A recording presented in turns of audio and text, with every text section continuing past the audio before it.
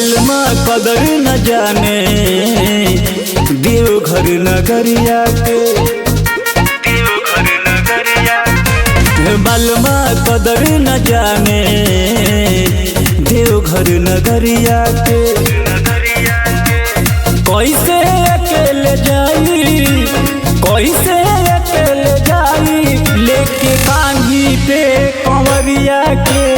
बलमा हाय रे बलमा मोरे बलमा कदर न जाने देवघर नगरिया के। बलमा कदर न जाने देवघर नगरिया के।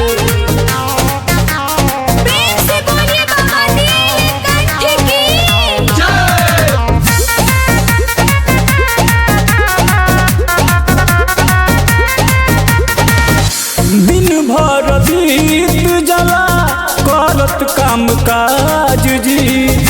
सावन के दिन आइल रौरे पर नाज जी। हम जीव जरेला हमार मन तरसेला। कबले गड़ा के ताकी, कबले गड़ा के ताकी हम अपना नजरिया के। बलमा हाय रे बलमा मोरे बलमा कदर न जाने देवघर नगरिया के। बलमा कदर न जाने देवघर नगरिया के। बोला बोला देवघर वाले बाबा की।